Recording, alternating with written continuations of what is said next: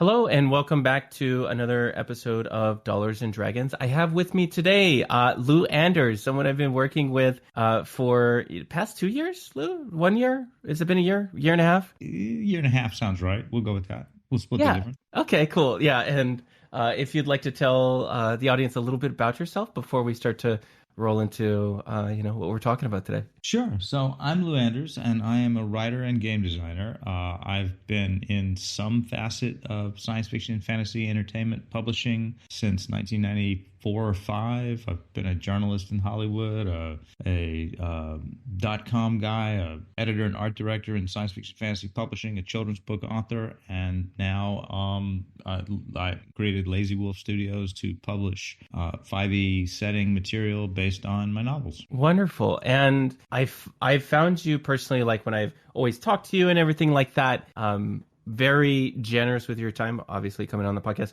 But then also, it seems like you have so much knowledge and varied experience that I really wanted to get into where you initially started, which can seem like it was a lot, but at the same time, you really just did it one submission at a time. And I read that you had written over 500 articles between 1994 and 1999 to various magazines to do with that appeared in the Babylon 5 magazine, the Doctor Who magazine, Dreamwatch, Manga Mix, Sci-Fi Universe, Star Trek, and Star Wars Monthly. What was your process like for that? And did you intend to write one article every 3 days for 5 years? Or was that just something that happened every time you got drunk or something? I never intended to be a journalist. I had moved out to Los Angeles to try and act, which was ridiculous, and had been working as a production assistant on rock music, rap music videos, and infomercials, and that dried up. And father was like, "I will send you a plane ticket home if you will go to law school." And I went out for a 3-hour jog to figure out what I was going to do with my life, because I absolutely did not want to be a lawyer. And at the end of 3 hours, I realized I had an English degree. I knew some people who wrote Doctor Who novels for the old Virgin Books line, the New Adventures and the Classic Adventures. And I knew a guy at Capitol Records who had discovered the Foo Fighters. And so I thought, I will be a journalist. I will either be a rock journalist or a science fiction journalist. And I flipped a coin. You flipped a coin? Oh. I flipped a literal coin, and Sci-Fi Journalist won. So I went to the store and I bought all the science fiction magazines, and I wrote every single one of them offering my services, saying Wow. I wanted to do a round robin interview with all the Doctor Who novelists I knew. None of them responded except for a magazine called Sci-Fi Universe, which doesn't exist anymore, but was owned at the time by Larry Flint. It was like the only non-porn magazine in the Hustler stable.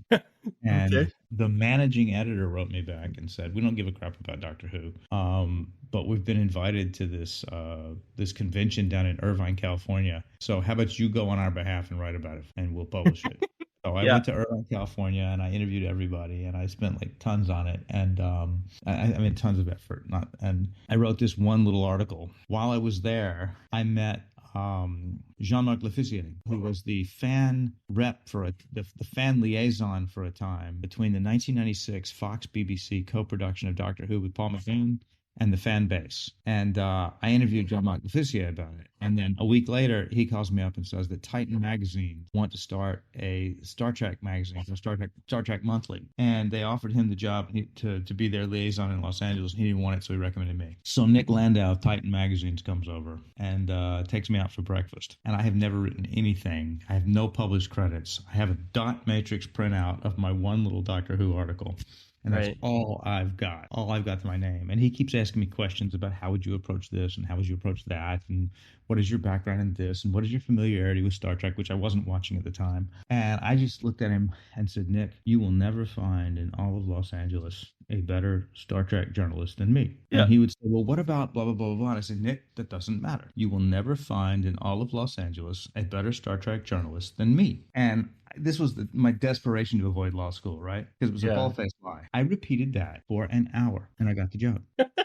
Confidence. And they were starting up. Star Trek to be modeled on Empire magazine, British film magazine, and it was going to be like an 80-page magazine full of articles and photos. And at the time, the fan magazines were little flimsy things that were like interview with one person, and then 5 pages of advertising, and then maybe another retrospective piece. And so there was no process in place at Paramount Studios to handle anything like this. And we had to build out the process. We had to establish the communication network, work on, just sourcing. We need like 125 photos to fill an 80-page magazine, and getting permissions from all that. And all that work funneled through me. And I made regular trips to Paramount. And then they launched Babylon 5 magazine. I didn't even watch Babylon 5. I'd not watched it since the pilot. I had to go back and watch all the episodes up to where they were. And I ended up spending 3 to 5 days a week during the seasons on Babylon 5. I would go in and to the set and just sit there all day and eat craft services,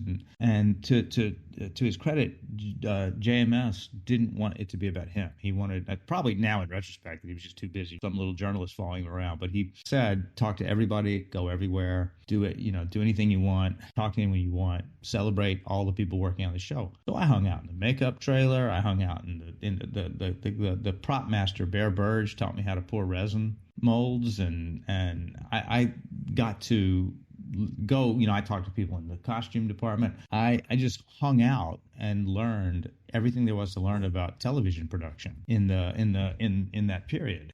We were, really, really hungry for material. So I wrote 500 articles across 5 years. By the end of it, I probably shouldn't name names. One of the Star Trek producers told me that I was his favorite journalist, and one of the executive producers, and at another point, another television show asked if it was possible to let all fan magazines just have to go through me and not let anybody else on set. That's not possible. I was flattered, but that's ridiculous.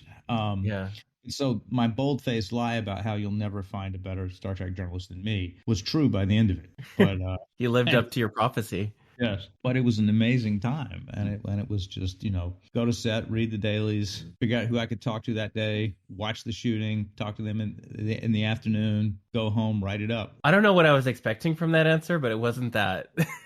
that was quite the story. Okay, cool. That is super cool. One of the things about that was that I learned a lot about television production. I also learned, to write fast. Right. I also learned to get over the sound of my own voice because I taped everything and transcribed it. So I very quickly, I no longer sound different to myself on tape, Gotcha.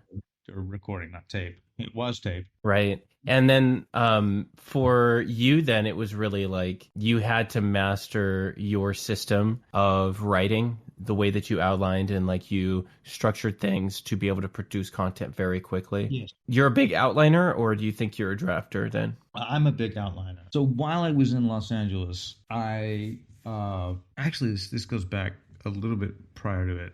Before Los Angeles, I was in Chicago for 2 years. And while I was in Chicago, I met this guy named Dan Decker. Dan had watched the 100 highest grossing films or most popular films of this is 92, 93. For me, it's 94. So, I mean, it's not, but the then top films, and distilled a system of screenwriting out of them. And I took a class Dan had taught for someone else. And after the class was over, Dan calls me up and says, I didn't really like that. I've created my own class. Would you take it and tell me what you think? And Dan's a genius. And I started taking all his classes, and he became a friend. And he became a screenwriting mentor. So out in Los Angeles, I also, while I'm doing all the journalism, started writing screenplays with a partner. And we never had anything made. We had several things optioned. Hollywood will pay a little bit of money to take something off the table and then develop it. If they then make it into a movie, then you get the rest of the money. We never had a movie made, but we had several production companies option our stuff, and we even got hired by a production company to write something once. And so we were sent around. I mean, we were pitching. We were to have nothing to show for it. We were briefly the hot guys, and we pitched Michael Bay and his people, and we pitched just a number of other high ups in Hollywood. That's wild. That was Heat. Like Heat came out at that time, right? That was the Michael Bay film. Yeah, that was a great movie. Oh yeah. But we pitched that. There was a movie, I Know What You Did Last Summer. Oh yeah. The guys that did that did Volcano, and we pitched them on a What If Jesus Christ Had Children movie, and they were like, "Oh, we can't do that; it's too similar to something else." And I've always wondered, was that Da Vinci Code? Was I pitching against Da Vinci Code? And Michael Bay came back and told us that we had a movie about a military team sent to hell. We pitched it to Michael Bay, and his head of production spent 2 hours trying to convince him to take it, and then came back and told us we can't do it. It's too similar to another project. And when Armageddon came out, that whole scene where they put him in the cyclotron and spin him around and around and get him used to go to space, we were like, yeah, we did that too. I mean, I'm not saying you took it. I'm saying you get to the asteroid in Armageddon and it doesn't look like any asteroid you've ever seen. It's all these black, spiky, gothic-looking spires of ice, and I'm like, get hell! No wonder he didn't want to do it. We had so many parallels with Armageddon, it wasn't even funny. Right. And so anyway, interesting. Okay. That's I've super had cool. stuff stolen, but I've also had stuff that, like, I was writing a script for Star Trek, and I turn on Star Trek and watch it. And I hadn't shown anyone. I hadn't printed it out. I hadn't sent it anywhere, and it wasn't stolen at all. It was beat for beat, word for word, my script. It was the same characters interacting in the same environments, saying the same things. Yeah. And so, I mean, the collective unconscious is also out there. Yeah. When I think that's also 5 other people writing the exact same thing. Yeah, exactly. And I always think that's true, especially for established media like Star Trek, where you kind of know the formula for a lot of these screenplays or these scripts for these shows. The formula's there, the character interactions are there. But I had, like, when I was an editor, to hop ahead, I had Chris Robertson, Ian McDonald were both writing stories. One became the novel Brazil, and the other was the novel Into the Century. And they were totally different settings, different parts of the country, but they were both about computers at the end of time that used agents to zip through the multiverse on their behalf and ensure their survival. And the agents both had one used the sword Excalibur in one book, and the other used a sword that was honed to the plank length so it could cut through anything. Oh. And I'm like, this is incredible. These guys are both writing the novels and showing me bits of it at the same time. They're both about computers at the time. They both use time-hopping agents going about the multiverse, and they both have swords that can cut anything in half. Yeah. And, I think especially with it is funny how sometimes those current events and those like pop culture things can like kind of spring up at the same time. And I think especially with the nuclear fission news, we're going to see a ton of nuclear fission sci-fi movies here in the next 2 years. So you mentioned being an editor. Let's transition to talking about you being an editor and your time doing that and what your experience was like. Well, so I'm in LA for 5 years, and production starts moving out of Los Angeles to Vancouver. Actually, it's probably not quite Vancouver yet. It's probably all going to Australia. And so there's less and less work for me to do. And then I get a call from an ex-girlfriend who's gone off to Harvard and gotten a business degree and is starting a .com to do browser-based online book and wants me to come run it, to be the content guy. And I have no interest at all, but she invites me up to San Francisco to see it, and it's fascinating. And I end up working for bookface.com. If only we had those words, and it's backwards as Facebook, we would have been billionaires. We just and it's a browser-based and we reading experience, and we ended up having all the major publishers online and tons of independent publishers. We were the first site to have, because Amazon and BNN.com let you link to both instead of having to pick either or. And we did this thing for a year, and we rode the .com up and down. And when it collapsed, I knew tons of science fiction. The most eager people to adopt new technology were romance writers of America, actually. But after them, the science fiction and fantasy writers. So I parlayed that relationship into my first short story anthology in 2001 when the .com crashed. And from there, I started doing freelance short story anthologies. And then I got hired by Prometheus Books, which was an independent mid-sized publisher up in Buffalo that did mostly philosophical humanist works that wanted to get into science fiction. And I created P.R.A.N.C.E.R books for them. And for 10 years, I ran that imprint. We ended up publishing at one point up to like 30 books a year, and put out about 200 novels in that time, I think. Yeah. And I see so many listed awards for this publisher. Like, I am amazed. And we also I came on board there, And it was, the art department was like, what do you want the logo to be like? And I'm like, I don't know, maybe something like this. And I sketched something on a piece of paper, and it comes back, and that's the logo, and then I'm talking to the production manager, and she's like, well, what do you want the paper stock to be? And I go, well, I wouldn't mind if it was like an off-white, 30-way or whatever. And she's like, okay, you're the boss. And I go, I am. I am. Probably shouldn't have told me that. And but the art department was great, but they were used to just slapping, a public domain image on if you're republishing like the works of Wittgenstein or something, it doesn't really matter what the cover is. And so they just had an assembly line mentality that had been drilled into them. And when we did our first science fiction book, the cover came back and it was terrible. They'd used like a cheesy image in a font that said something like, it was like picking sci-fi or Futura or something for the font. And I took one look at that and said, oh my God, we're going to be the laughingstock. And I called up my friend John Picasso, who's a very famous artist out in Texas. He's worked with everybody. He did the Song and Ice and Fire calendar right before Game of Thrones came out, and had some influence over what the casting of those characters looked like, I believe. And because he was the last person to provide an unfiltered look at what they might look like. And Irene Gallo, the art director at Tor. And I was like, help me, please. I don't know what I'm doing, but I know this is bad. And Irene, bless her, sent me a package of about 30 cover flats that she had gone through with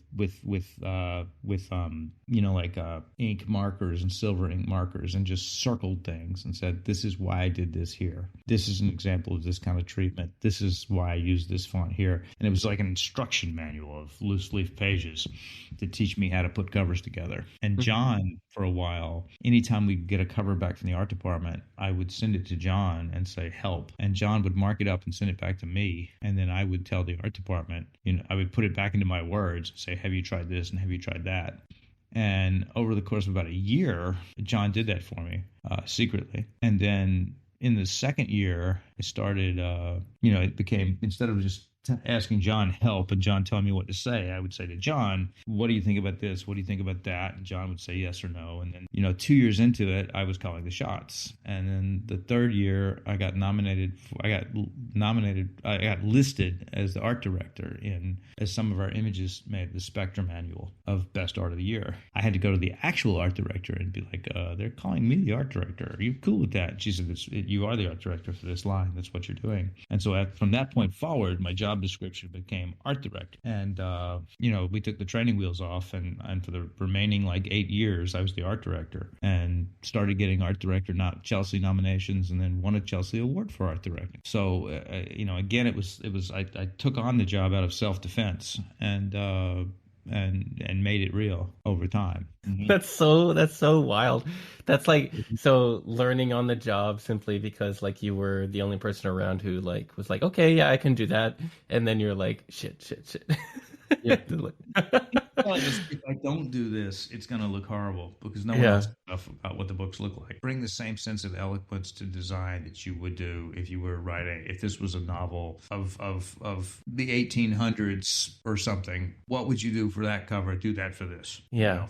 Forget all those flashy fonts and let's go for dignity and eloquence every time. And starting from that as a base, we worked out and we came up and they also, it took a adjustment in the way they thought about things, but then the art department fell in love with it because no one had appreciated what they were doing. And so they really flowered and we got some just beautiful things. And we changed the conversation in science fiction fantasy publishing because prior to us, reviews never mentioned book cover art. And we noticed that our book cover review, when people reviewed our books, they started adding this last paragraph of, hey, and I just need to say that the cover is fabulous, or I just want to point out how good this cover is. And that became standard in the end of all of our reviews. And then suddenly reviews started talking about the art in all the science fiction magazines and publications that reviewed books started including the discussion of the cover art in their discussion. And that was totally a charge that we led, and I'm so proud of. Because in this age of AI-generated art,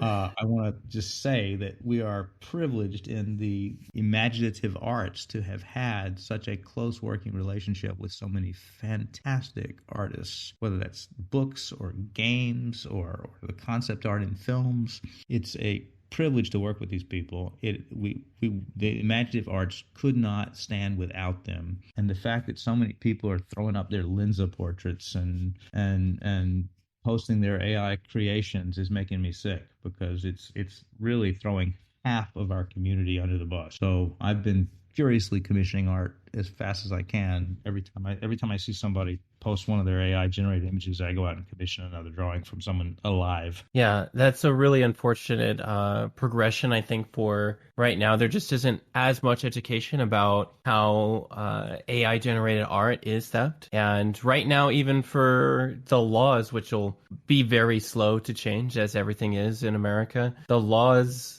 right now don't even allow you to own the copyright of any AI generated art, because it doesn't belong to a human. It wasn't created by a human. It was stolen from other humans. Legal ramifications of AI art are potentially like coming down the pipe here pretty quickly, and we'll probably start to see some lawsuits in the near future once people start making money on AI art, for sure. Like if you train your AI art on someone's on an artist or whatever, like why shouldn't they be able to sue you? Or at least benefit from it. If we can't put the genie back in the bottle, then people need to be able to opt in and opt out, or take a percentage of whatever payment is being made. Yeah, it's absolutely wrong that people are using AI art to train and then steal art and then sell it somewhere else. So moving on to just where your kind of basis was for the Thrones and Bones novels, the young adult novels. And I know you've done some work for Star Wars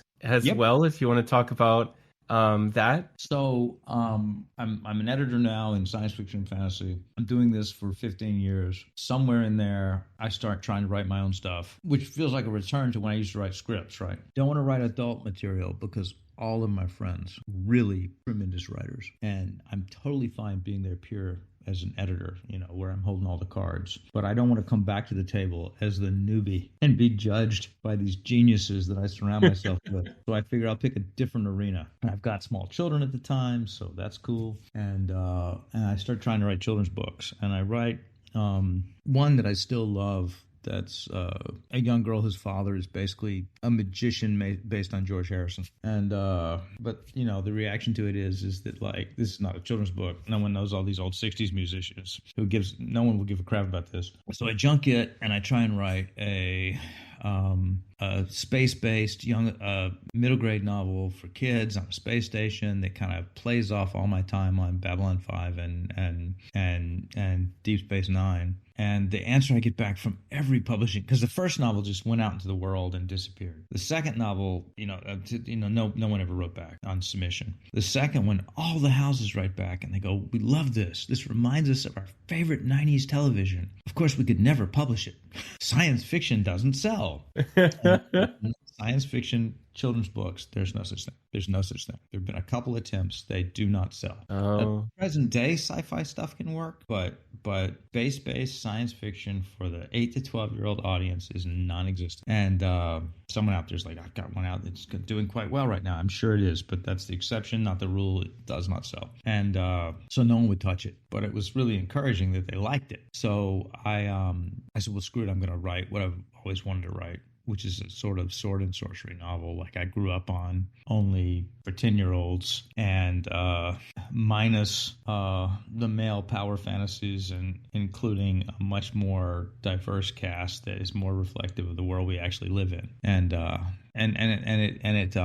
I was never that big into Conan growing up. I was big on Michael Moorcock and Fritz Leiber, but I was never that big on Conan. But Conan has a story called The Frost Giant's Daughter. And Conan's on a battlefield, and he's the only one to survive, and everyone else is dead. And he sees this beautiful woman that's kind of like a Valkyrie, sort of. And she lures him off the battlefield with her feminine wiles. And he chases her with the intent of having her, and it's a trap, and her two brothers are frost giants, and they pop up and they try and kill Conan, and he kills both of them, and she appeals to her father, the frost giant god Ymir, who takes her up into giant heaven so Conan can't have her. And it's supposed to be like Leda and the Swan. It's supposed to be mythical, and it is. But as a kid, I'm like, why is she human sized if her brothers are giants? why isn't she a giant? And as an adult, I'm like, this is a really terrible story where the woman has no agency at all except to be a sex foil, and it's offensive on several levels, and it wouldn't leave me alone. And I'm like, I want to write real Frost Giant's daughter, who is not human size, who has agency, who is a kind of female Conan herself instead of a foil for Conan. And that's when I came up with the idea of a girl whose father was a frost giant and whose mother was human. And that became my central character, Tiana. And I tried writing stories about her as an adult, and they were horrible. And then I realized that the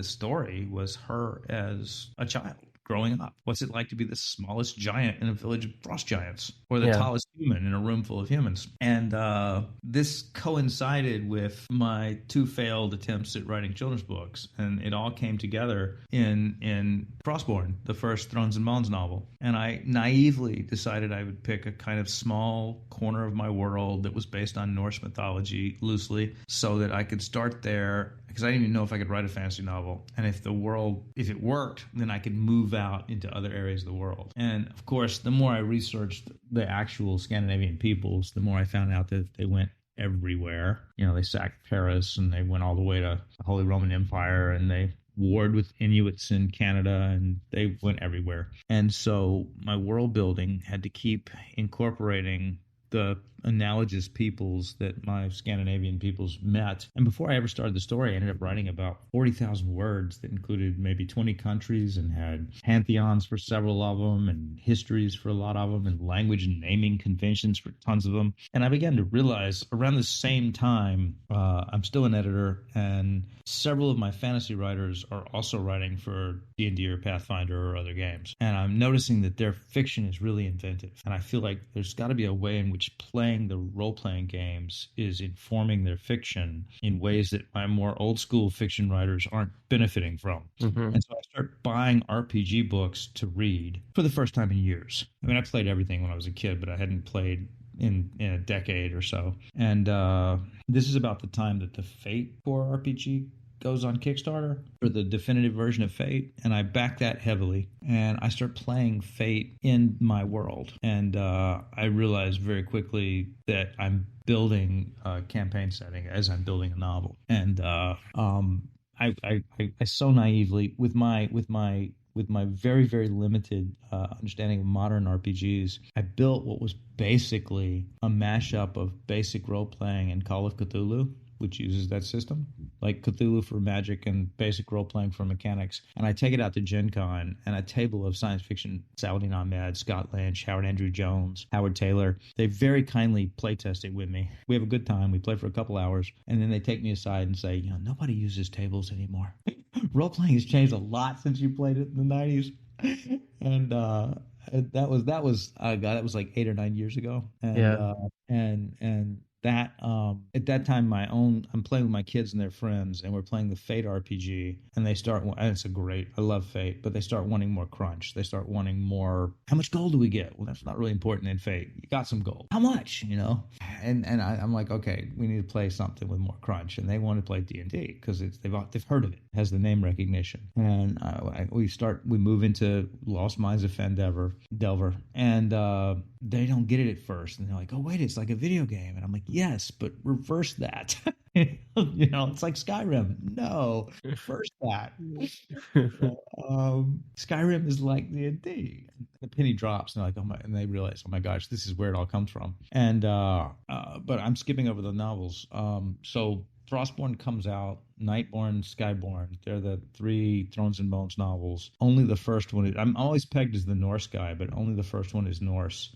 Books 2 and 3, my Norse protagonists leave the land of the ice and snow, and they cross about 2,000 miles and go to areas of the world modeled on Switzerland, the Holy Roman Empire, and a medieval Greece that has returned to its classical period after a period of being exploited by other countries. It's fallen back on its roots and becomes xenophobic, and it's medieval. It's a medieval Greek nation pretending like it's still in its classical period. And then after that, because you asked about it, I get approached to write a Star Wars novel. So I wrote the novel that explains. It's called Pirate's Price, and it explains why the Millennium Falcon is parked outside Hondo's shop on Batuu in the Galaxy's Edge. Oh, okay. It would be nice if it were sold in the Galaxy's Edge theme park, but it's not.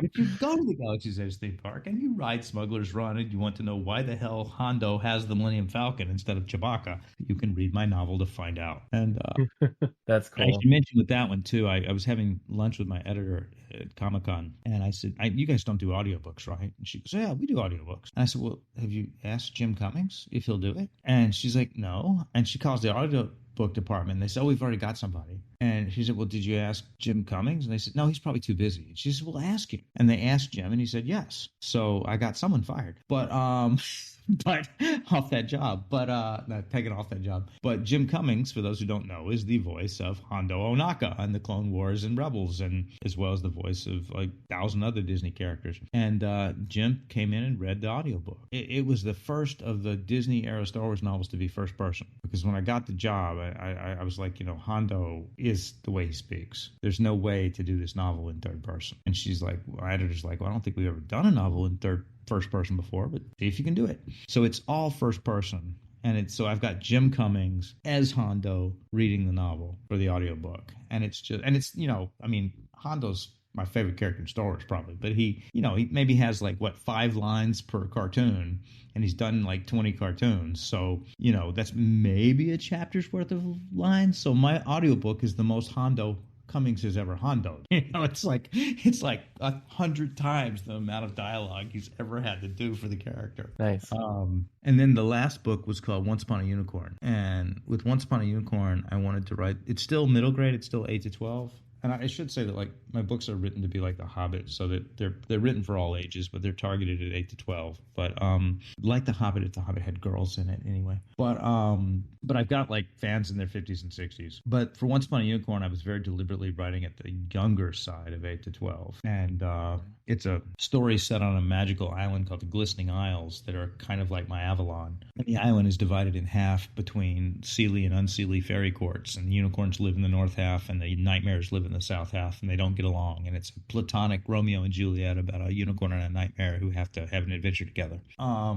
wanted to get closer to historical notion of fairies and how effing scary they are. And so, if you're a unicorn on the Glistening Isles, it's all flowers and sunshine. But if you're a human that were to come to Glistening Isles, it would be terrifying. And I kind of think that's in between the lines. So if you read that, it's a fun, children's book. It's suitable for young kids. But I think you can look between the lines and go oh, wow, these fairies are really something else. And in fact, one of the things I want to do is go there in the gaming world and have it, be from a human perspective an absolutely terrifying place to go. There's a character there is a single human character in the book, and he's someone who is taken by the fairies. And spoiler, he bumps into the fairy queen, and she's like, no, why don't you come back to the palace with me? Didn't you have fun there? Didn't I always put you back together after I took you apart? So for you, moving into tabletop writing, when did you start submitting as a freelancer within tabletop for Kobold Press and other places? So I got, I don't remember which came first. Danny Herrero hired me to do some adventures for 3D printed tabletop to go along with some of the 3D printed Kickstarters. And that was a real opportunity to cut my teeth. And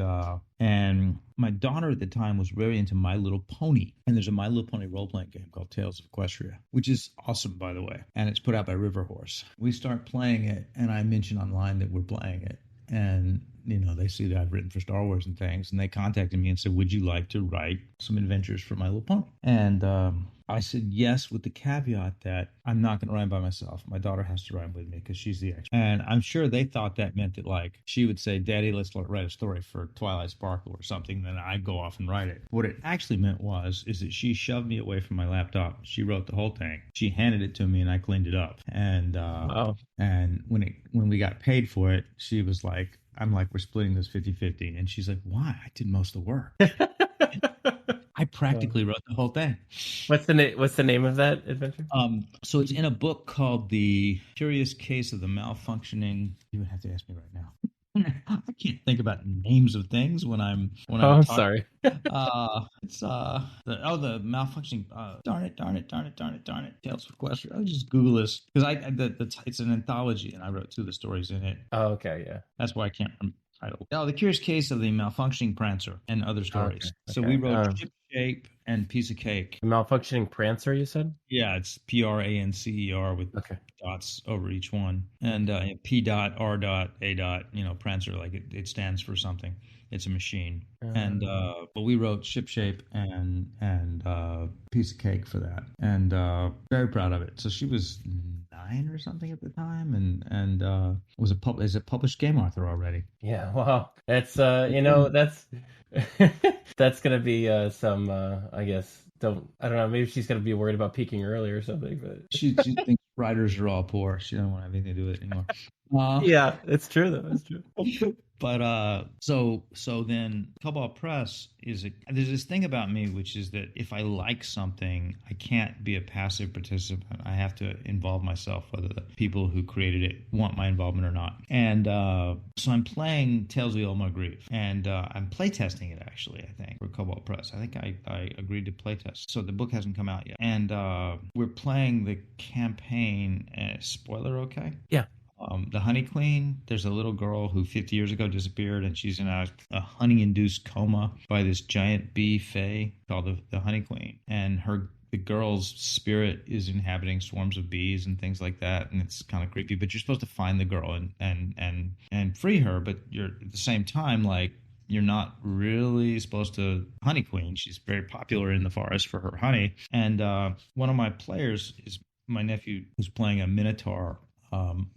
Priestess of Hecate, cleric of Hecate, and we get to the final where you're supposed to like free the girl, and the bee queen's like, no, I don't want to. And Jonathan goes, I'll take her place. And he's like, an adult Minotaur priestess of Hecate is going to be a lot more better conversationalist than a 10-year-old girl who's been in a coma for 50 years. I'll take her place. We roll like persuasion, and he gets a natural 20 and all that. I'm like, oh my God, the Honey Queen agrees. And so the girl wakes up from her 50-year coma, and he lays down at the table, and honey pours all over him. And all my friends look at each other and my players, and they go, did Jonathan just leave the campaign? Is he out now? And so I'm like, oh my God, how am I going to keep him in the campaign? And the Margrave Forest in Kobold Press is a living woods that reacts to you when you're in it. It is an entity, and it has its own agenda. And I look at that, and the Honey Queen is in commune with the Margrave. They talk about that in the book. And I'm like, okay, a new warlock class where your patron is the Margrave Forest, and he's going to come out of this coma and be the agent of the Margrave, and that's how I keep him in the campaign. And me being me, I can't homebrew that. If it's not official, it's not real. So I call up Matt Corley, who's the lead designer on Tails of Equestria, and say we have to make a warlock class so I can keep this player in my game. And he loved the idea. We took it to Wolfgang and pitched it. Wolfgang said okay, and so they hired me. They let me the Warlock patron that's in the Margrave Player's Guide. And then Wolfgang also hired me to write a short story for the Warlock Player's Guide that it's kind of like the old Ecology of article. It's called How to Train Your Griffin, How to Rein Your Griffin, How to Train Your Dragon Play. Gotcha. And that was my initial involvement with Kobold Press. And then I continued to write stuff for them. And a lot of times it's just there's an area of the world that I really, really like, and I can't bear anyone else to do it, or it not to get done, or not to get done the way I think it should be done. So I pitch that, and then I write it. And they've been really wonderful to work with, and I love everybody there. And it is cough my favorite campaign setting. We get to 2020, March 2020, and I'm trying to write an adult novel, my first, and my father dies. And the pandemic happens right after. Like, he dies in March, and then the next week is when they're like, yeah, you can't go indoors anymore. And I couldn't write anymore. And so I thought, well, for a change of pace, I will do like a 30-page adventure set in my Norse land of Norrøngard. And that'll be a fun thing to do for the next couple months. And I'll just put it out like for free or something. And then maybe I can write again. And that 30-page adventure becomes a 320-page source book. Yeah. With another 200 plus page adventure book and a player's guide, and a Grammy nominated composer who loves Star Wars calls me up and offers to do a soundtrack. And David Joseph Wesley and John Popson at Effing Cool Minis makes a miniature for it. And Heroic Maps, who I've loved for years, makes like 60 friggin' maps for it. And Mike Sheridan and Andrew Mills make a 3D printable board game for it. And so that was my, I'll just do this for the month of March and April. Yeah. And it's been a kind of career change. So that's been RPG design has been the focus ever since. Honestly, and just my piece about it, I initially read it right before I guess it went, because you and I had worked together on this show that I pitched you on to run to showcase your campaign setting, some of which got on to Kobold Press's channel through the good graces of Dot, the producer over there. And I remember reading that whole source book and just thinking to myself, like unusually well written, because normally like source setting books or whatever, like they don't necessarily like cause you to turn the page. And I think that is perhaps something that's maybe been lost a little bit in some of the supplements, is that you are still writing in such a way to, at least in my opinion, like for your campaign setting book, you're writing in such a way to appeal to the reader and also provide the information that you need to run games. Thank you. I hope that's true. That's I love good source book. I want everything to be full of story potential, not just this is here because it's cool, but this is here and you could spin a story off of it. But I also want it to be a piece of art in itself. I mean, I've joked that I'm putting out art books disguised as RPG manuals, because I have set budgets, but if I get to somewhere and I need a piece of art, I'm like, I don't want to, oh, the hell with it. Let's just buy that art, because I love working with artists, and I don't want like 10 years from now to look back on the book and be like, if only I had sprung for the statue of that God for this page. This page of just text is so boring. Why didn't I pay that extra? I feel the same way now that I'm working on Vineyard and I'm like working with artists and our wonderful art director Elaine, and getting to see like the new art as it comes in and like their interpretation, because I primarily work with the writers. I'm writing a good chunk of the book as well, and seeing like their interpretations, like with the guidance of our art director, to sort of bring stuff to life is so exciting. I love seeing the new drafts of stuff. Yep, it really is. There's something deeply satisfying about it, that you've written something and then you've put it out there, and then also you're working with this team who has their own perspective on what it is that you've created, and in a lot of ways you work together with them. You're a member of a small team like that, and for you it's like you're the primary writer. You bring in other writers for like adventures, but that does seem really great and satisfying. If only it paid more. Yeah. But working towards that. I was going to say, on that, the detour in all this, because the Thrones and Bones RPG came out last year, and then this year I haven't had anything out, and I'm going to have a bunch out next year. And let's talk about your newest Kickstarter that just completed, the new adventure that you were adding to it, and if you want to cover like, sort of the journey. I know you've brought in other writers to write various other adventures, because you have the setting book, you have the campaign adventure supplement, you have a player's guide, you have, like you said, the VTT assets, you have the soundtrack, and now you have another adventure. Yep. So the setting book is 100% me, except for the rules for the Viking ball game of Knattleiker. And the reason that is because Brian Suskin wrote his adventure to use it. He did not like my Knattleiker rules, and he rewrote them. And then I did not like his Knattleiker rules, and I rewrote them. And then Brian and I together created what became the final Knattleiker rules. So the setting book is all me except for half the Knattleiker rules, and I couldn't tell you which half. And but then I wanted to do, the core book has 2 adventures in it for first and second level, and I wanted to do a follow-up book that would carry that all the way to 8th level, and that became Sagas of Norrøngard. And for that, I wrote 3 of the adventures, and then Sarah Madsen, Ben McFarlane, Jeff Lee, and Brian Suskin, all of whom I knew through Kobold Press, wrote the other adventures. Then the book that's coming out that we just finished Kickstartering is called Vengeance of the Valraven, and it is an 8th level adventure. It could slot, it's a 7th level adventure, I'm sorry. It could slot in perfectly right after Sarah Madsen's adventure in Sagas of Norrøngard before my final adventure that closes out that book. So it could just expand that campaign. Or it could be standalone, or you could drop it into any Northern campaign. I hired Kelly Polnick, also of Kobold Press, to and Kelly's also a fiction writer too, so check her books out, to finish that for me based on where I was headed with it. And so we co-wrote that adventure together. And it came about because I read an article, and there was an experiment done. I know it was done in Yosemite. I feel like I was reading an article about it being done somewhere else, but I know in Yosemite they wolves went extinct there in the 1920s. And then they reintroduced wolves in the 1990s, and they found out that like the wolves kept the elk population under control, or the caribou population, or whatever it was. And because the caribou were not eating the plant life, then the rain didn't erode the hillsides, so the hillside silt didn't end up choking up the river. And when the wolves came back, the whole environment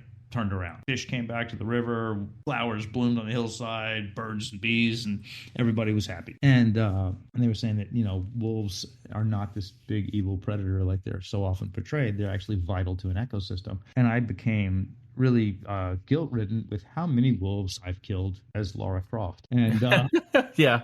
And the way that wolves, rats, and goblins are what you mow through as a low-level player. Yeah. And I'm like, I want to do something that's wolf positive. I want to tell a story where the wolves are the good guys. Spoiler if you're going to play this campaign. So previously, when I did the core book, there's a city called Sindholm, and I wrote a bit of a backstory for the city where 800 years ago there's a Jarl, and he has a wolf as a companion when he's a young adventurer. And then when he becomes Jarl, everyone's like, you're going to get rid of the wolf, right? And he's like, no, I'm going to keep the wolf. And they're like, you can't keep him. Well, it's one thing to run around the woods rangering it up with a wolf, but you're a Jarl now, you got to get rid of your wolf. And then he has a child. He still won't get rid of his wolf. And then one day he comes home, and the child has blood all over her bed sheets, and the wolf comes bounding up to him with a bloody muzzle. And he thinks, oh my God, I should have listened to everyone. And he takes out his axe and he splits the wolf's head open. And then he goes around the bed, and behind the bed is a Valraven, which is a creature not from Scandinavian myth, but from 1800s Scandinavian folklore, not from Viking legend, but from later. The story is when a raven, a chieftain or a jarl in my case, who dies in the woods and is left unburied, if he eats the chief's heart, he turns into this monster called a Valraven, which is half wolf, half raven. And if the Valraven can then eat a child's heart, they'll turn into a humanoid. And so the Valraven was there to eat the little girl's heart. The wolf saved her life. The man misinterpreted. He killed his best friend right after his best friend saved his daughter. And he's heartbroken, builds a giant statue of the wolf. He never smiles again or does anything of note. But she is connected to the spirit of the wolf and founds the Path of the Wolf Barbarians, which is a barbarian tradition in the core book. And so she's the founder of that tradition. So when I want to do this wolf positive story, I'm like, oh my God, there's the backstory right there. That's the Valravens are the bad guys that the wolves are after. And I won't spoil too much, but the story goes into that legend and the cyclical repetition of that legend, and it gets all wrapped up in it. So it actually ends up being the scariest frigging thing that I've done in games or novels. It does have a content warning on it, but for child endangerment, but it started out as the impulse to be wolf positive. It is a happy ending story with positive social change for the better among these faux Vikings. But it does have some dark monsters in it that are pulled from some of the darker things in Scandinavian myth. And so there's something beautiful that happens when a story writes itself, and this one did. This one was going back to what I said earlier about how my friends are way more talented than I am.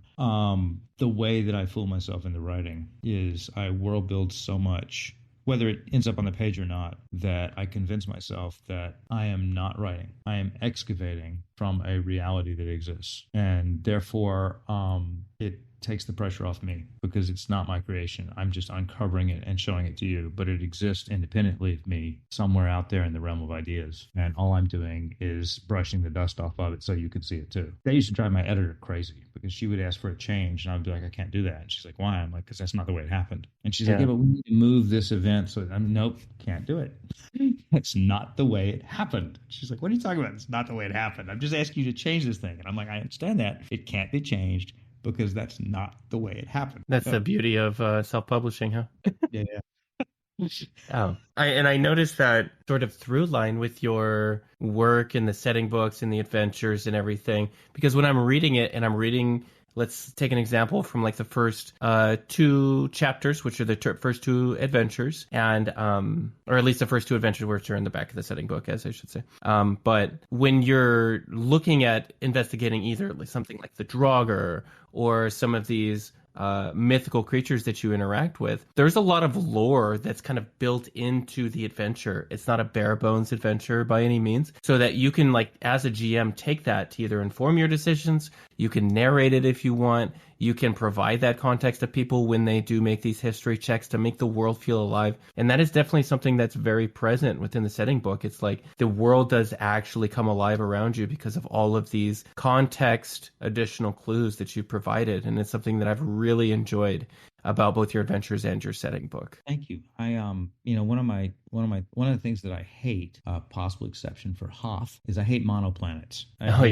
I never wanted to make Viking land. I never wanted to make an RPG that was just completely Vikings. And so in the books and the game, there's a lot of cultural back and forth, even in relatively isolationist communities. So like the sword that the boy uses in my series is actually forged by it was made by the Gordian Empire, which is like a faux Roman Empire thousands of years ago. It is the same sword that the founder of the country of Ireland is sort of there's a woman in the history who's sort of Boudica meets King Arthur, and she used that sword to forge out her kingdom, and now it's ended up in Norrøngard, and the Vikings have it, but it's not they didn't mint it. It wasn't built on the Skyforge in their backyard. It was It was minted 1,000 years ago. It's already part of two other history and legend under different names. And so in the book, none of that is in the book, right? But in the book, but I knew it all. So in the book, when the boy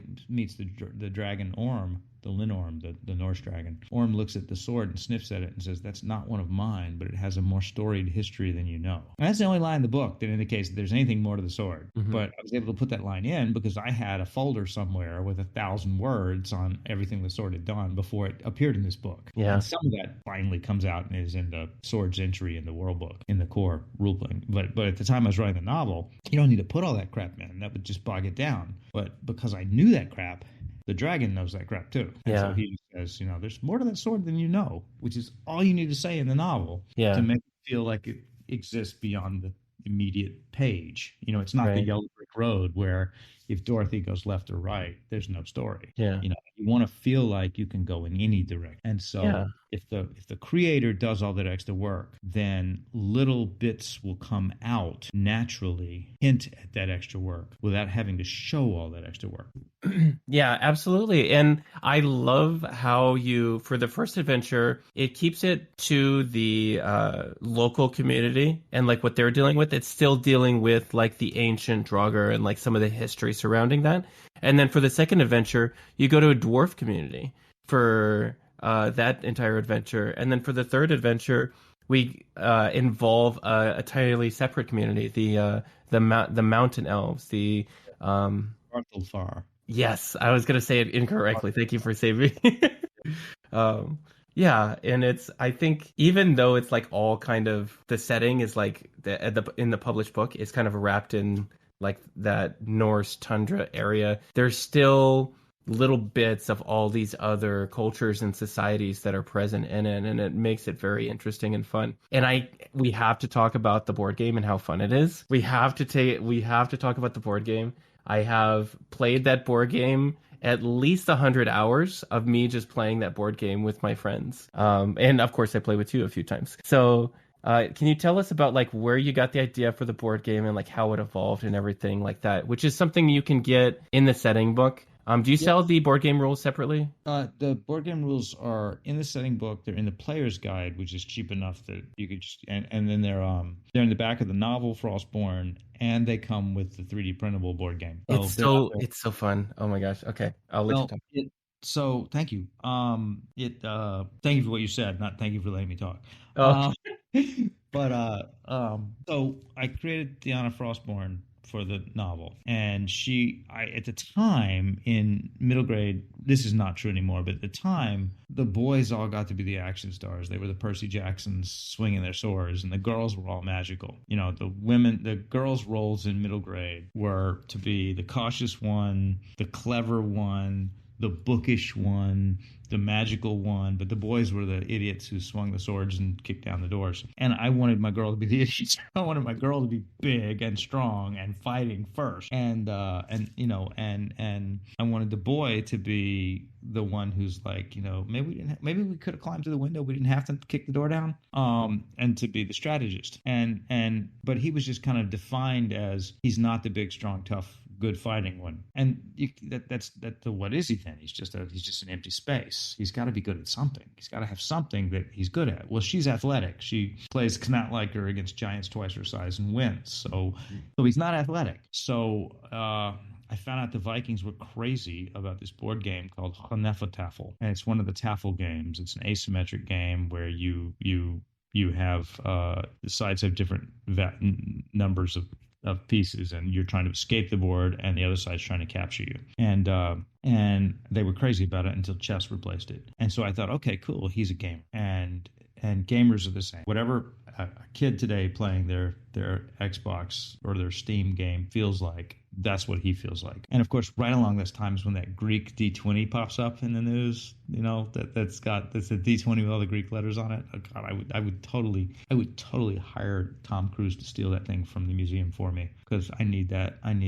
But gamers have always been gamers, and so originally he was just going to play hnefatafl, but there's no agreed upon rules for hnefatafl. There's like so many different reconstructions, because the Vikings didn't write it down. They knew how to play already, and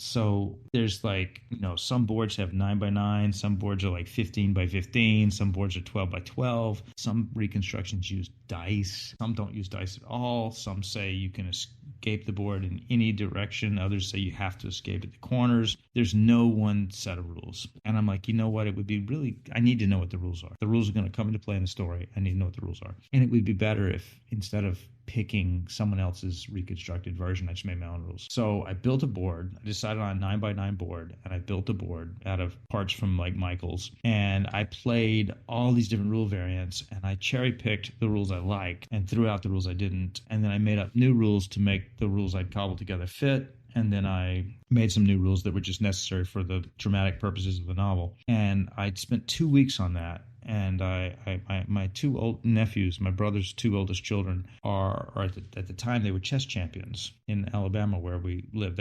One of my nephews went 2 years without playing a game of chess, walked in uninvited to a chess championship and won. Just a flex.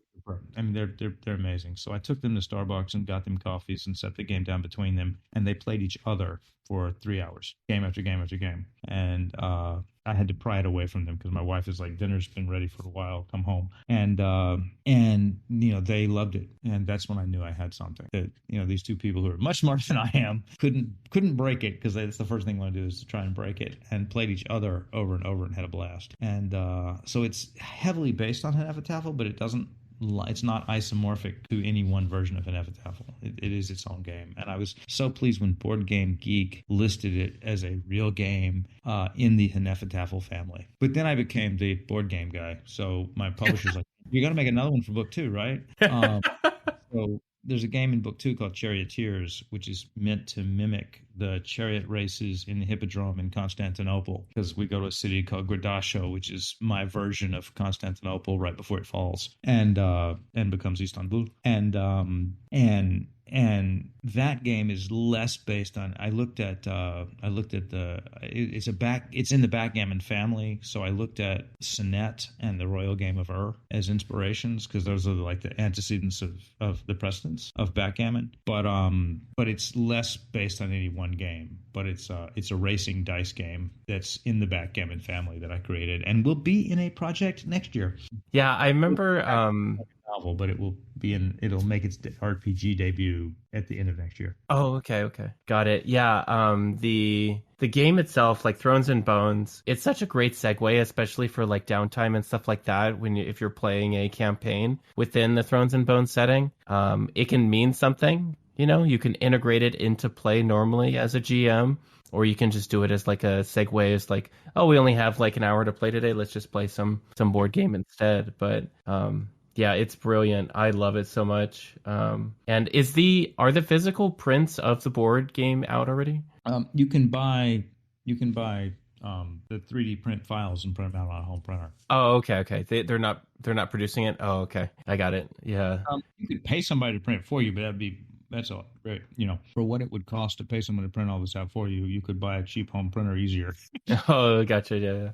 Okay. Yeah. Wonderful. Okay. I think it's like $60 or $70 to have it 3D printed. Only $300 for a 3D printer. So yeah, I gotcha. Buy an Ender 2 and print it out yourself. Got it. Yeah. Okay. I think we're going to segue into, if you would like to talk about anything in particular, we're of course going to provide your links in the description of the podcast and link to everything, all of your projects here. Did you have anything that you wanted to talk about?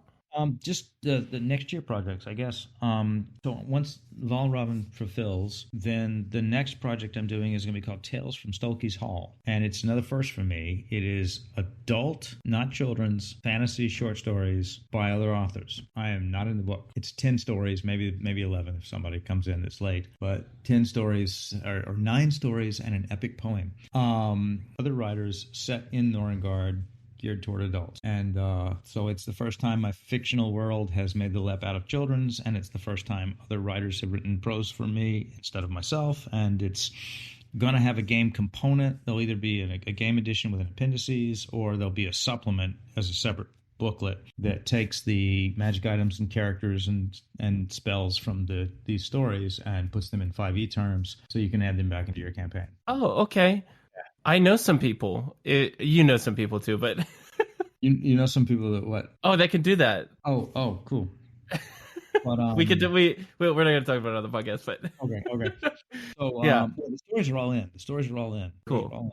And except for one that may or may not come in, and you'll recognize a lot of the names, and great. Including one that role-playing gamers will really, really recognize, and I'm psyched to have him in the book, and then that'll kickstart the instant I've fulfilled Vengeance of the Valravn. So I'm hoping it'll be like March, April. And then cool. As soon as that fulfills, and that'll take longer because there's going to be like a trade edition of the book that will go out through Ingram, and then there'll be a RPG edition of the book that's out through Drive-Thru RPG. So that may take the rest of the year. But then whenever that is done, I'm committed to the first adventure in Thrones and Bones that does not take place in Norrøngard. So I've started work already on Crisis in Castlebriar, which takes place in the city of Castlebriar in the country of Nalinia, which is my faux Switzerland of the 1400s. And it's going to be a source book and adventure.